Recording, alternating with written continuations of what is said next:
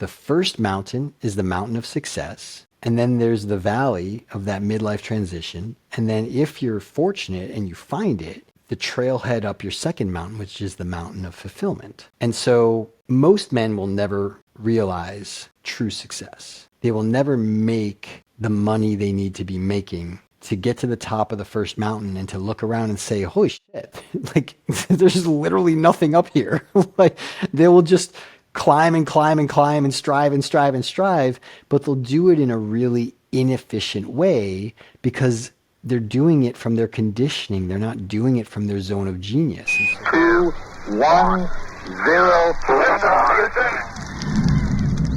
Hi, and welcome to the show. Today I have with me Craig Filek. He guides smart, successful, misfit men in transition to clarify their purpose and create a path that lights them up. Craig's work is now focused on lighting the genius of team as a competitive advantage. Billionaires, executives, founders, and innovative teams around the world seek Craig's advice when making life-changing decisions. This was a conversation about purpose, how to find your true purpose, how studying philosophy, psychology, and spirituality help you build a framework for understanding yourself and finding purpose. Discovering your purpose is an ongoing process of growth, not a one-time event. So be patient and loving to yourself and stay focused on the goal of what you want to achieve. Sometimes you just want to achieve knowing what your purpose is, and then you achieve your dreams, and then you achieve more of your purpose. It's just an ongoing thing. One thing I learned is that Craig coaches men and not women. He finds that coaching women gets a bit emotional. And for me as a woman, I was taken back by it. I was like, what do you mean? You don't coach women? What do you mean? But you know what? To each his own. And if you just put it aside, you will find that this content of purpose does not discriminate men or women. Also, in my practice, I coach mostly women because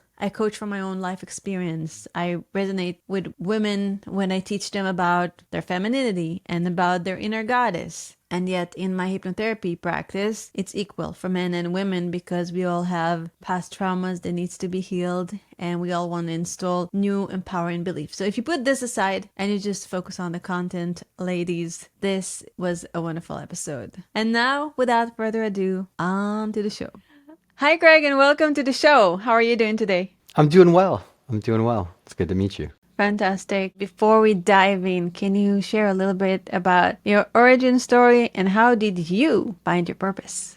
My origin story, well, I was adopted at birth, and I think that set me on a path of whether I knew this or not. I think I always lived with the deep questions of who am I and why am I here? And so when I had a child, I could say unexpectedly. I mean, obviously we knew she was coming, but I wasn't planning to have a child. And that's something that I think a lot of adoptees repeat, their life pattern, their experience, to try to work out what that karma is. And I was no different in that regard. But when that happened for me, it really put some pressure on to figure out, what am I going to do? Like, how am I going to, right? I had a philosophy degree. I was, and still am, completely unemployable.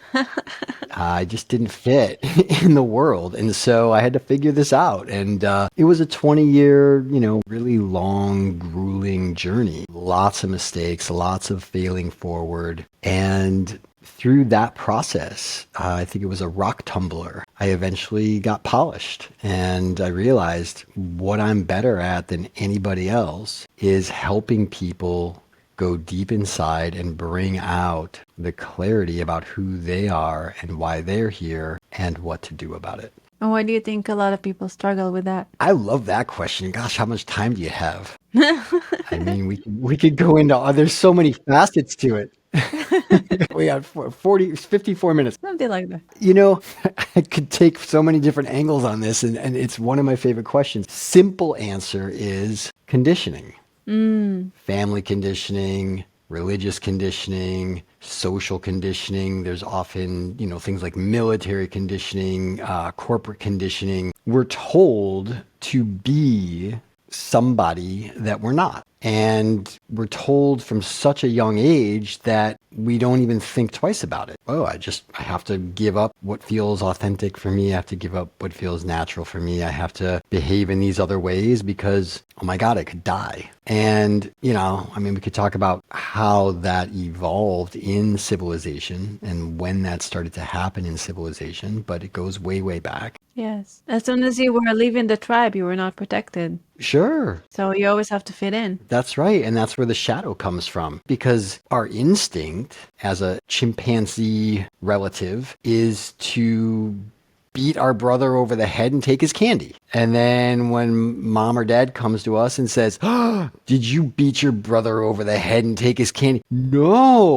No, I would never do that. I'm the good boy that you want to take home and put in a nice warm bed after a nice warm meal and not leave out for saber-toothed tiger food, right? And we start to split from our instincts, from our caveman operating system. And of course, we built a civilization on that. We built what I call Society 1.0, which is the laws, which is the commandments, which is, conform or die. And that, if you fast forward that for thousands of years, what do we end up with? We end up with a pretty remarkable social experiment we call America.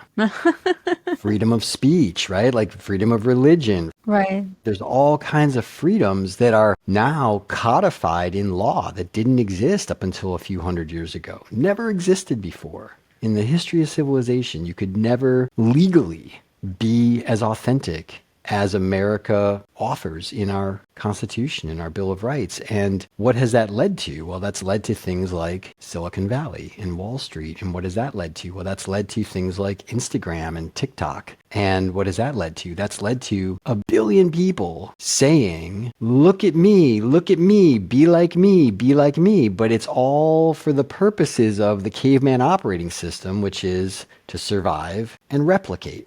So I want to be rich. I want to be famous. I want to be sexy. I want to be happy. And everybody's saying, well, then sign up for my class, right? And now you've got millions of these messages out there. And ultimately, we've arrived at a place where people are saying, like, it's so confusing. Like, who do I follow? Andrew Huberman's pretty good. He seems like a scientist. He's coming out of Stanford, like some evolutionary biological stuff. Like, that makes some sense to follow. But there's so much out there. How do you boil it down to what's relevant, the individual, right? To what's effective and what's meaningful. And so I think that, ultimately we go from Maslow's level of survival, the caveman operating system, to Society 1.0, which is the safety, like bombs aren't going off, at least in America, right? To the sense of belonging, like finding your tribe, to the sense of achievement, success, to ultimately that self-actualization, which is where all these millions of messages, we have to boil them down to what's relevant, what's effective and meaningful for the individual. And when we can find that, we start to self-actualize. We start to live our individual or our individuated purpose. So that's a little bit more than the answer to the question you asked, but that's kind of where my mind goes when we think about like... Yes, that's where my mind goes too as a mother. I'm like, my child is going to grow up in a very different world than I did, and it's going to be bombarded by all those influencers. He already is. I mean, in the same way that, we were bombarded by radio messages and magazine ads and television ads. But it's more intense. It feels like it's more intense these days. And I feel like it used to be safer to be a child. He's bombarded by 10,000 times because he's got all these channels and everything is quick cut and everything is, it's just a constant stream. So how do I, A, not force him to lose his instincts, yet keep him safe, and B, kind of like protect him from all those influencers? Is that what you and Stefan do? I mean, how do you protect him? Well, right now he's not on social media whatsoever. At all. He's 3, right? He's 3 years old? He's going to be 4, yeah, he's going to be 4. And he watches about an hour, unless I have 2 hours of TV a day, and it's usually something educational and slow and sweet. None of those like really fast cuts and even stuff from the 80s, stuff that I grew up on. You give him the slow media diet. Slow media diet, yes. Something that is sweet and educational and not scary at all. Like, I don't let him watch Disney because Disney is freaking scary for a child until they get numb to it, for example. A friend of mine, she used to nanny for children. and she said to me, Disney eats its babies, whether it's the Hannah Montanas of the world or the children that it's, consuming the content. I think Disney just chews them up and sucks the life out of them for profit. They're awful. They are like Disney used to be nice, but in recent years, the more I learn about them, the more I go down the rabbit hole of who and what Disney is. Ugh, I don't like it, but I like Disney songs. Still am, still do. Yeah. So how can you guide your child to find his purpose or her purpose? What do you do with your child? You want to know what I gave my child? I'll show you. I made this. Oh, I created this for my child because part of the question I was asking was, what's my legacy to this child? And so this is a game. It's like a Montessori style. So it's like a matching game. Oops, right? So you can see like you find two tiles. for what age is that? 3, 4, 5. It's a matching game. I mean, we grew up, we played memory, right? Right. And so, it's like when you see the two yin yangs, like, oh, and then, right? So now you see but if you notice, They're all symbols. but it's a hero's journey. 1, Oh, 2, 3, 4, 5, 6.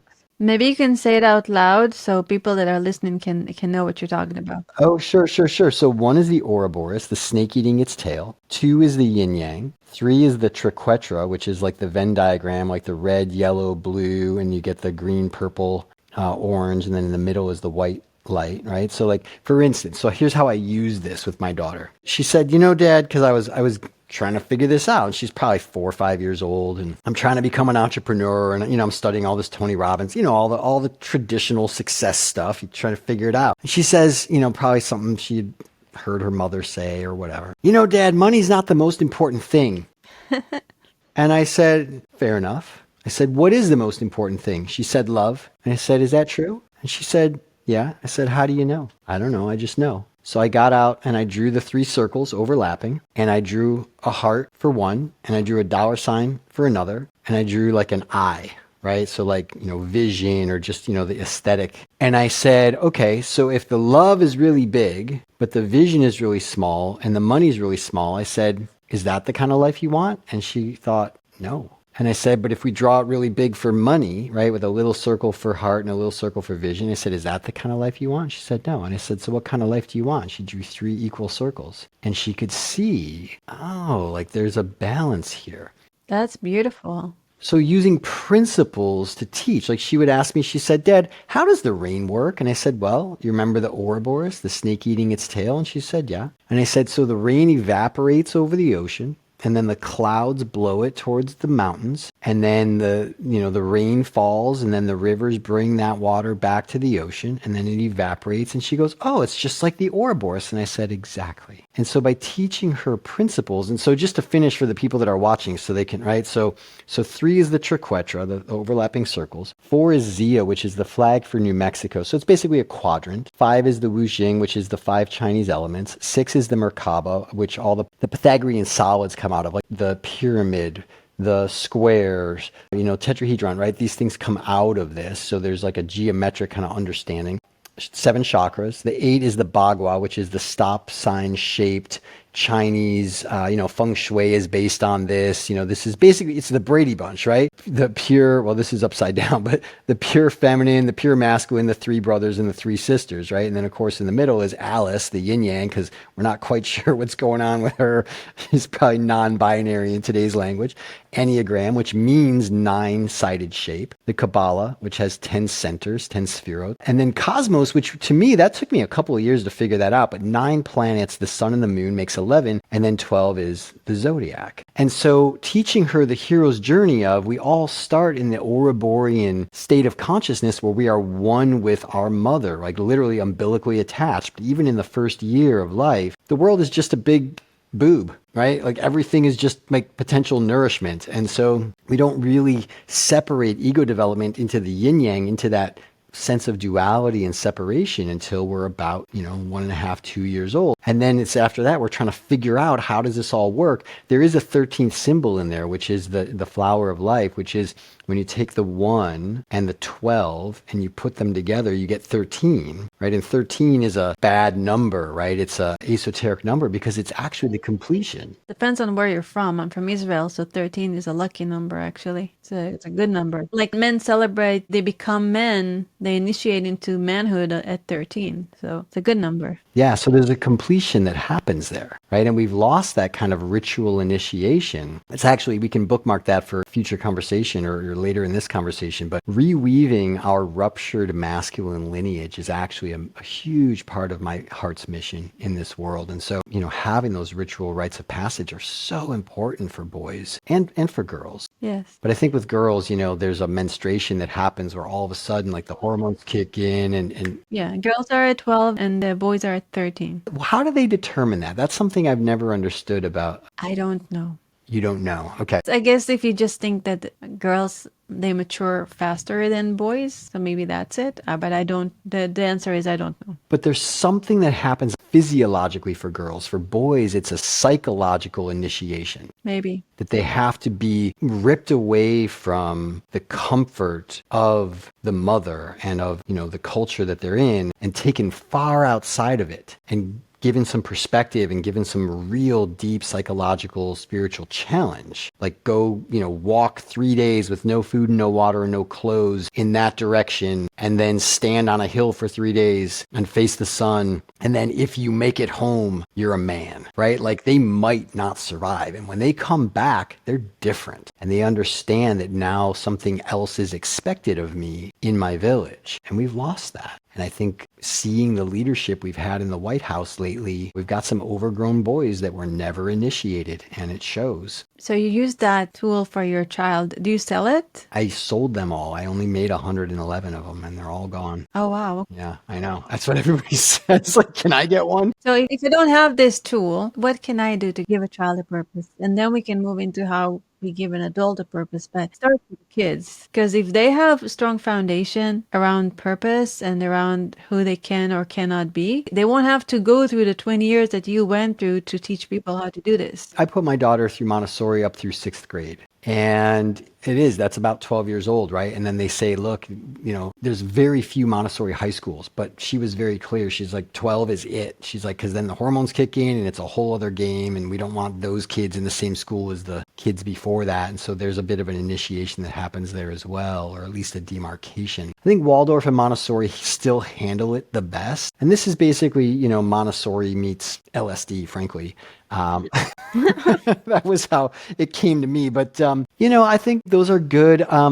Purpose specifically, when my daughter was 6, I took her out for pad thai and we sat down, just did a basic workshop that I had learned in one of my business courses, in one of my entrepreneurial courses. And it was list everything you don't want in your life, list everything you do want in your life, list, circle the 3 things that you want most, and then write those on another page and like why you want them. Then you write your obituary, what you want people to say about you after you're dead. When you're 11. She was 6. When you were 6. Okay. Wow. Okay. That's intense. But they're really simple questions, and kids, obviously their answers are a little bit psychologically, they just show up differently. But if you can just let them have that, we ultimately boiled it down to a 10 words or less thing that has always proven true for her. I mean, for my daughter, it was always true. I don't know if I could have gotten to that. I think I'm just cut from a different cloth. But for her, it was to love and care for animals. Aw. Sweet. And she's 22 now. And you know what she does? What? She loves and cares for animals. She goes out, she's working all week at a stable for racehorses. She's learning how to trim horse hooves. Nice. She decided she'd become a veterinarian, which is what she always thought she would do. And until she realized it's so much science and so much big pharma and so much just sad. You're not seeing animals in a healthy state and helping them reach their potential. You're putting them down. You're doing surgery. You're, giving them drugs. She wants to work, so she got to, right after her 22nd birthday, like the next night, she stood watch in the stable of a pregnant mare, and she got to watch a baby horse being born for the first time.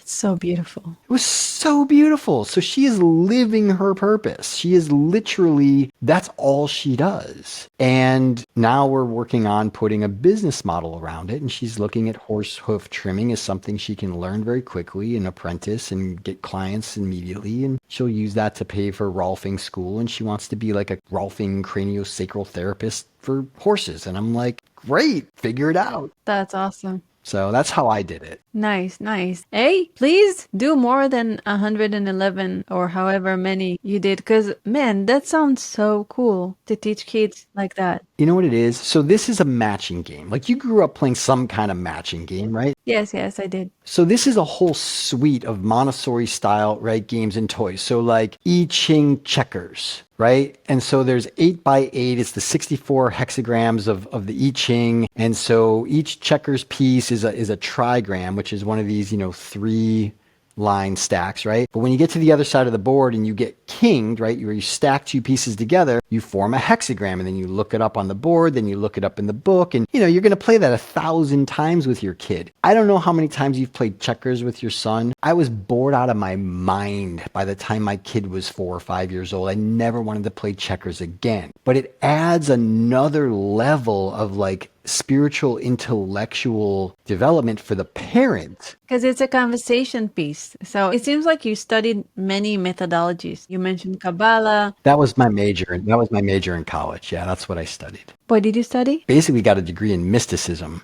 Ooh, wow. Yeah, I mean, technically it was a major in philosophy with a minor in art and a minor in religious studies with a focus on Asian religion and art. But the idea here is that, I created games for each of these. So Chakra Mancala, I Ching checkers, right? The Zia Parcheesi, right? And so there's not just this one game, but there's a whole suite of games and toys. And probably that's going to have to wait another 5 to 10 years until I finish developing and either selling or just building it to run without me, the business called Purpose Mapping, which is a derivative of those symbols. So it's kind of the adult version of who am I, why am I here, what do I do about it? So let's jump into purpose mapping. What is it? How do you do it? What is it? What do you mean, what is it? Like, what do you want to know about it? Well, like, obviously you map your purpose, but how do you see it? And how did you develop it? And what is the process of doing it? So Stefan went through it. Did he talk to you about his experience? No. He didn't. Sometimes he doesn't share. Okay. That's cool. Which is perfectly fine. Yeah, it's totally fine. So we talked about it afterwards, and I said, how is this different from like Tony Robbins? He was in the Platinum program, or how is this different from Diamandis and his whole, abundance group and the moonshot, massive transformative purpose, they call it. And he says, those are really intellectual, ego-based decisions about what I'm going to do with my gifts. What purpose mapping is much deeper, aligned with your authenticity, with your soul's purpose, like who you really are at a deep, deep level. And then what are you going to do in the world? That's a very smart answer. It's a very deep answer. Because I get what he's saying, because we've been on similar circles. So I get it. And I think my lifelong journey is to be more authentic, more my true self. And it's a discovery every day. Like I'm different every day. But really to dive into breaking through all those programmings and who I need to be and just be. Yes. So that actually goes, if we could go back to your first question of like, why do people not live their purpose? I have another kind of tongue-in-cheek, but I think it serves to consider, this whole simulation theory, that this is all a simulation, that we live in a simulation, the matrix. If we take on that perspective, because it's just a perspective, it's just one way of viewing life, then we could take it a step further and say, okay, well, it's a simulation, it's a video game, right? And there's an objective. And what is that objective? Well, the objective is whatever you decide it is, it's to survive, it's to procreate, it's to find your tribe, it's to, make more money than God, it's to self-actualize and live your purpose, it's to leave a legacy, live every day fulfilled and, doing something meaningful. It's kind of whatever you decide, and that evolves. But in every video game, wherever you start the video game, there's a backstory. Super Mario Brothers, what's the backstory? I don't remember. the dragon stole the princess. I mean, it's the classic archetypal backstory. The dragon has stolen the princess, and it's the hero's job to. I didn't play much video games as a child. There's always a backstory to a video game. Okay. And so, what's the backstory of the video game of your life inside this simulation? It's everything up to this moment. And why are you not living your purpose? Because whatever blah, blah, blah backstory. And the point of the video game is to break out of that backstory, that conditioning, whatever that looked like for you, because it's always unique, and to break through into your self-actualized purpose and live a fulfilled, abundant life with lots of dopamine and oxytocin and serotonin, because that's ultimately what the goal is. It could look different, you could speak it differently, but the bottom line is you'll have lots of positive neurochemistry in your brain if you're doing it right. You'll feel good.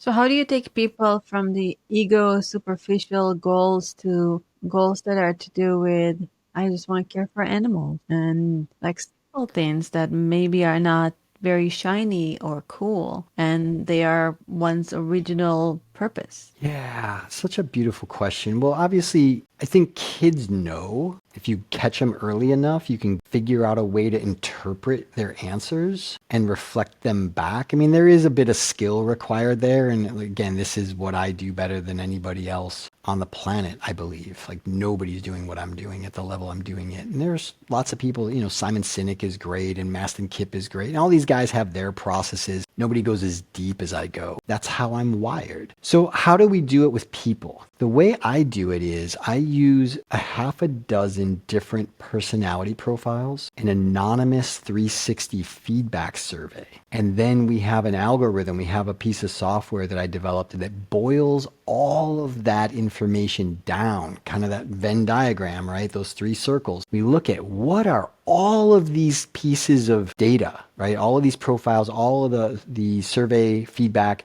what are they all continually saying over and over and over again? And by the time you get through the end of purpose mapping, you go, holy shit, I can never unsee what I am seeing about myself. Like it's so clear and apparent. I'll never be able to unsee it. And then we put it on a one-page strategic plan. And then you just look at that every day and it reminds you, because it's easy to fall off track. We fall off track all the time, all the time. What's the process? Somebody goes to your website and then do you do that? Do you have somebody else that do it for them? You mean my actual, like what we do as a company? How do we deliver it? Right, yes. So we do it at lots of different levels. If you go to purposemapping.com, I'm not sure, you know, we're in a major website overhaul and rebrand right now. So depending on when this podcast is released and when people get there, currently there's a video. There's what we call the Purpose Mapping 101 video, and it'll walk you through it. You can just put in your name and email, and there's a 30-minute video, and you know it's a lead generator, but it takes you through the process. It shows you the unique thing that I created that is, you know, distinct from everybody else's stuff, and you go through it, and then you know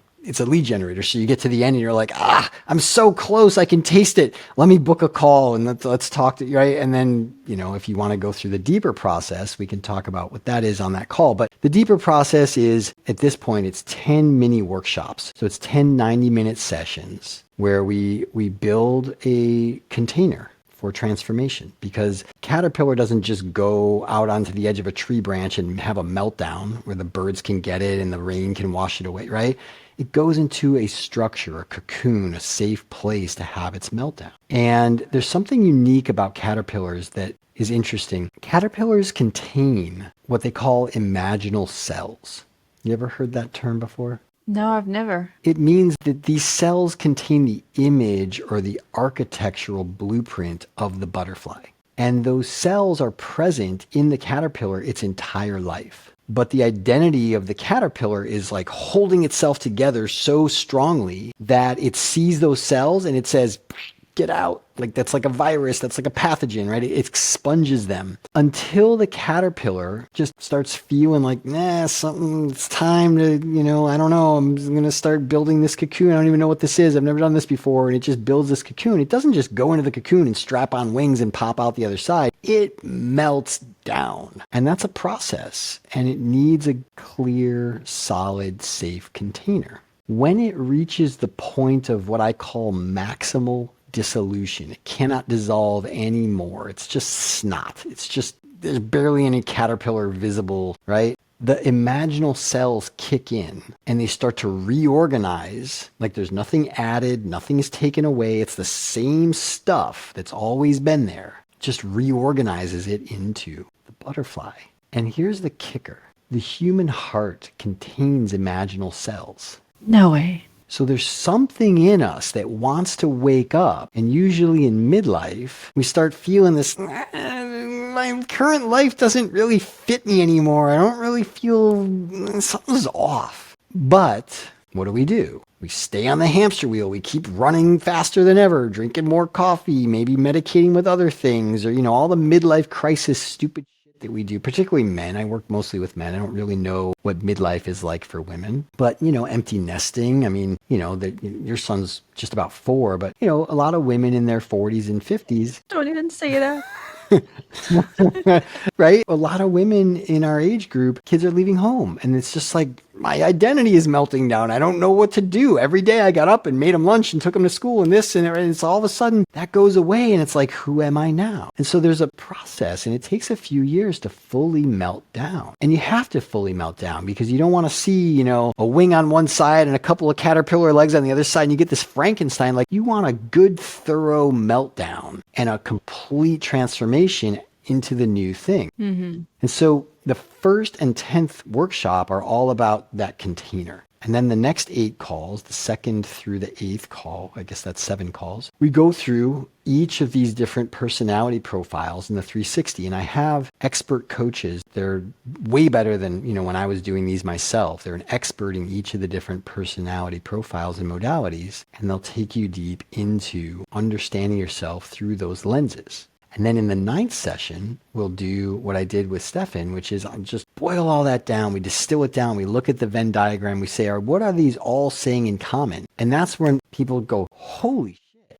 that's me. Like, that's the thing I'll never be able to unsee. And I say, that's great, but let's put it on a 1-page, like take a Polaroid snapshot of you in your highest and best expression so you can keep that in front of you and you can aim yourself at that. Whenever you have to make a decision, you won't get lost in the conditioning of, my dad said I should be a lawyer when I grow up, or, my religion told me I should do this, or there's all this conditioning. But when you see your authenticity and you have that as a reference, you can say, yeah, that was there, that conditioning, but I'm choosing my authenticity. I'm choosing the thing that I know is going to light me up. And you do that, compound those decisions over time, and pretty soon you're a butterfly and it's just a whole other world and you're just living in a very different way in your life. What did you discover about your purpose when you went through that process? Gripped over it. This process didn't exist. I wasn't trying to do this process. I was just so voraciously studying myself after breaking up with my daughter's mother and being, a single, I guess I was in my 20s and we didn't last very long, a couple of years, but so I was probably, mid 26 or so. And I was just every single Friday night was my night off, on the weekend. I had my daughter on Saturday nights, or maybe it was vice versa. It's been so long, I can't remember. Maybe it was Saturday nights. I would go to Barnes & Nobles and I would sit down and I would go to the psychology and self-help and metaphysical sections. And I would just get a huge stack of books and I would just sit down and just read and take notes. Wow. Right. And I feel like stack of like 2 feet tall of notebooks of just trying to study about myself and also studying about business and, building my first company and having all these workbooks from, entrepreneurial workshops, and Napster was out. So it was, 24/7, Tony Robbins, Stephen Covey, Kiyosaki, all these guys, Brian Tracy, just nonstop. And they were all saying the same thing using different language. You need a why, you need a mission, you need a purpose, you need a primary aim, you need. And I'm like, do I need all these 50 different things? I'm like, no, they're all talking about a vision, right? Something, that big enough to change the world that I'll probably never actually achieve, but it inspires me. A mission, which is a 3 to 10 year big, hairy, audacious goal. A milestone, which is breaking that down to something like the semester in grad school, like a chunk I can actually manage. And then daily action steps, like every single day taking those action steps. But what does that align to? And that was the purpose. And so, I had done men's work. When I was 18, I was initiated into Mankind Project. And so it'll be 30 years years next September. And I learned about shadow work and I learned about gold and a lot of these Jungian, psychological concepts. I was very fortunate to discover these at an early age. And, I'm kind of wired to gravitate towards these sorts of things. And so those came up as I was reading all these books about myself and about just being healthy as a man, being healthy in relationship, being healthy, healthy, health, wealth, love, and flow, right? Like those things are the basic wheel of life. You need all of them, but they have to align to achieving your mission. And that mission has to be aligned with coming fully alive and giving your gift in the world and living your purpose. And so that chiropractic adjustment of the soul, of the existential, strategic, and tactical, that was just a big, huge, long, decades long process of coming to realize all the pieces of the puzzle, and that everybody is just talking about these 13 pieces of the puzzle, even though they're using different proprietary branded language to sell you on their version of it. It's all the same stuff. What matters is, are you getting a complete picture, and does it all align, and are you living congruent with it? That's what matters, because that's where you get the result. And what happens with your clients after they get the full picture? Like, what are some success stories, or how did people shift their lives? Depends where you're starting from. So the book that I'm working on right now is the 9 stages of masculine development. And so you can think about this in 3 broad strokes. The first mountain is the mountain of success. And then there's the valley of that midlife transition. And then if you're fortunate and you find it, the trailhead up your second mountain, which is the mountain of fulfillment. And so most men will never realize true success. They will never make the money they need to be making to get to the top of the first mountain and to look around and say, holy shit, like there's literally nothing up here. Like they will just climb and climb and climb and strive and strive and strive, but they'll do it in a really inefficient way because they're doing it from their conditioning. They're not doing it from their zone of genius. And so they don't have the leverage. They're not in flow enough. McKinsey did this research study and found executives in flow are 500% more productive than when they're not in flow. Well, if you're not working from your zone of genius, like Stefan just somehow worked in his zone of genius and it worked for him. Steve Jobs, Bill Gates, Richard Branson, all these guys. Stefan is a genius. He is a genius, but he lived in that and it compounded over time. There's so many geniuses that we will never hear about. Right. Because they're doing something else. I talked to one yesterday. He always wanted to be a leader in the armed services. He's from India, but he had a breathing condition, and so he didn't get accepted, and so he ended up in IT. But he always knew it wasn't the right path for him. So he did the thing that he was conditioned to do. That's what his father did. It's where everybody was making money. And, it was the trend. And so now he's in midlife, and he realizes I could do so much more with my life. I could have such a greater impact and I could be so much more fulfilled. So most men will never get to the top of Success Mountain. And for those men, the success story is we help them actually get to the top of Success Mountain, which allows them to look around and go, this ain't fulfillment. In Maslow's hierarchy, this is just achievement. I want to get to self-actualization. In order to get to the top of the second mountain,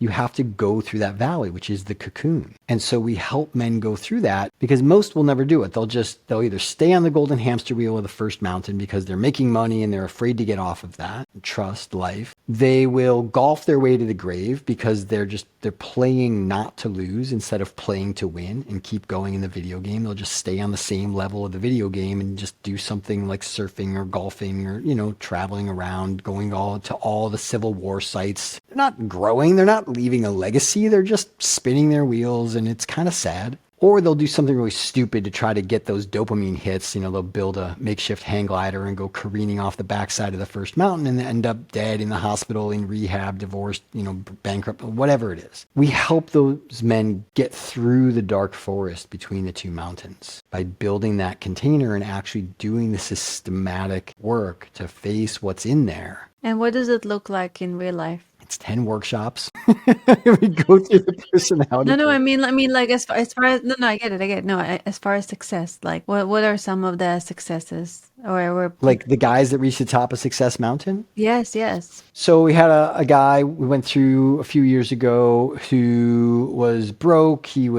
had like some mental health issues. He was totally lonely. He ended up dating a beautiful yogini because he started building a practice around helping founders. They call him the unicorn whisperer now, and he coaches, founders of billion-dollar companies. And, he turned those mental health challenges into a real gift. He got the gold out of his shadow, out of the cave. Wow. Joseph Campbell would say, the cave you fear to enter holds the treasure that you seek. And so that's what we do in that dark valley, in that cocoon. And he didn't even buy it. He got some investment banker or hedge fund manager to basically give him an island off the coast of Panama, Island Majagual, for the back taxes that he owed, but he gave him like a payment plan on it. So he basically financed it for him. And he just goes down there and plays ultimate frisbee, which is like his flow state, his favorite thing to do. Like he wins ultimate frisbee tournaments. That's like his thing. He travels all over. And so he just takes a bunch of people down there and they just play on this pristine beach where there's like no infrastructure, no civilization at all, except for some plastic bottles that wash up on the beach, and they clean up the beach and then they fly home. So that's one example. Another example of a first mountain success is a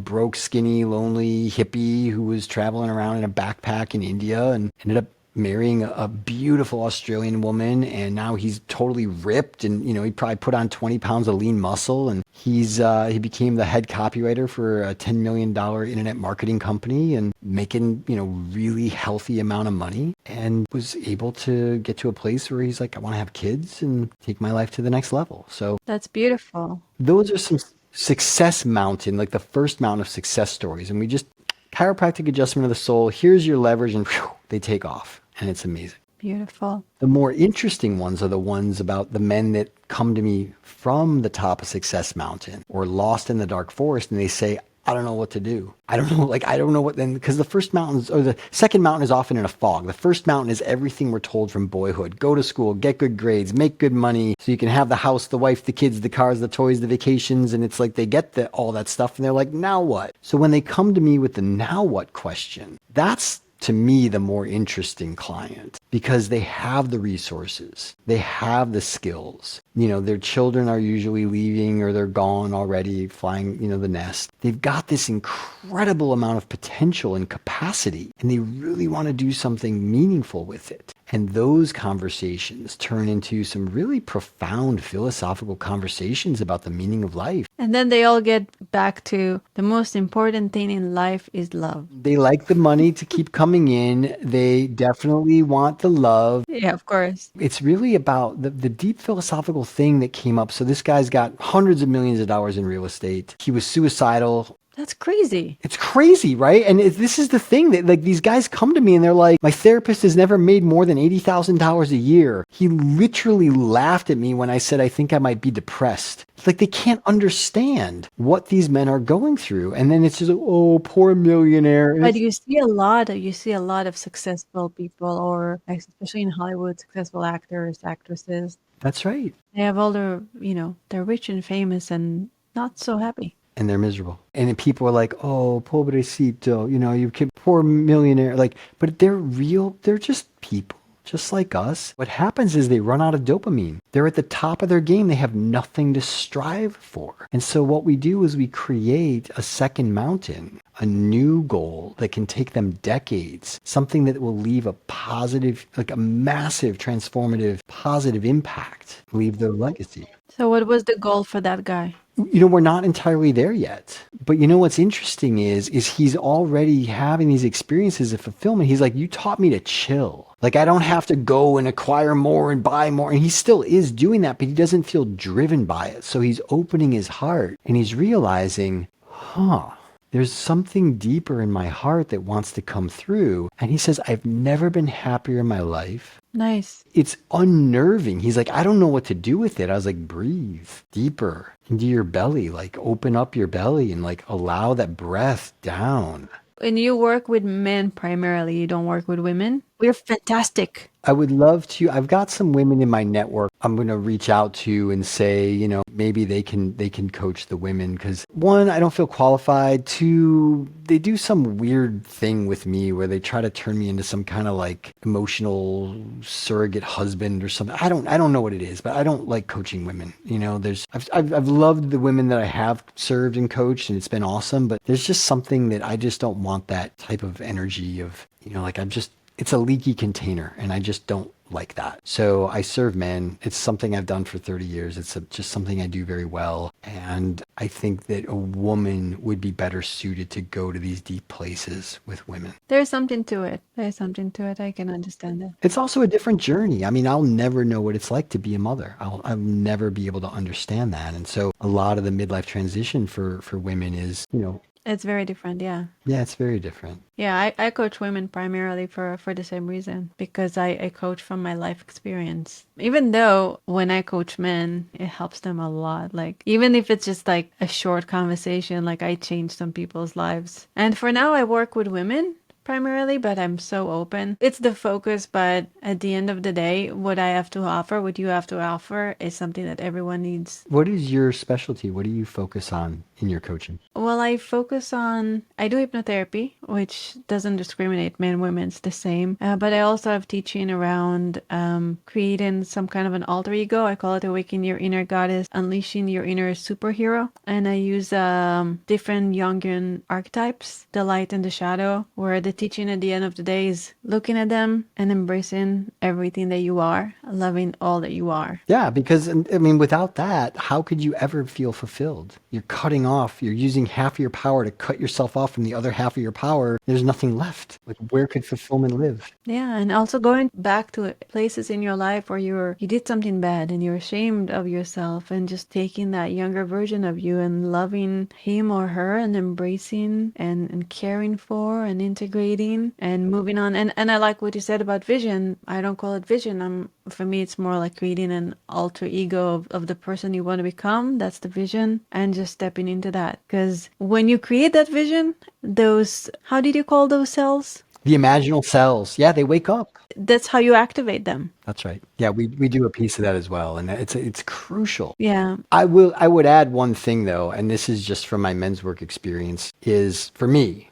absolutely everything you said, going back, finding the hurt little boy inside, what does he need? Basically growing him up. For me, that's what it's been, right? Nurturing him, letting him be who he is, where he is, what he needs, listening to those needs, helping him learn to advocate for his own needs and providing for just like any child, right? Like a 4-year-old can advocate, but still needs help to actually get those needs met. But eventually we want that child to be able to meet their own needs. That's what we call an adult, right? And so we have to raise up those parts of us that didn't get the parenting we would have wished we had. And there's also, for me, I went back and cleaned up all of the residue, all of the mess that I had left. Even though technically it wasn't my fault because I didn't know better, it was still my responsibility. And so part of growing that part of me up was going back and saying, hey, I made some mistakes here and I want to apologize. And also I want to rebalance, the karma, I guess you could call it. What can I do to rebalance things so that I can move forward feeling totally balanced and clean inside myself? And so it's the inner psychological work. And to me, there was also doing the actual relational healing and accountability work I learned from men's work to clean things up. That was a big part of it too. Yeah, there's something magical that happens when men come together and when women come together, and we need those circles too, and we need the circles together as well, of course. But it's important. It doesn't happen a lot in today's society. I think it should happen more. It doesn't. But you know what? That's just the backstory of the video game. So you got all these non-player characters running around exhibiting bad behavior and immature behavior, and it's like, yeah, okay, whatever. I know enough people that are actually waking up, leaning in, growing themselves up, showing up in life, showing up in the world, and, staying in the stretch, because that's where flow happens, just 4% beyond what we believe we're capable of. So we never really get there. It's just a practice of continually finding where that edge is, and then how can we lean in a little bit further. Beautiful words. Before we say goodbye for now, 2 questions. 1, What are your 3 top tips to living a stellar life? A stellar life. Okay. And number 2 is where can people find you? Cool. 3 top tips for living a stellar life. Stellar meaning star, meaning, I mean, the best life you've ever wanted to have.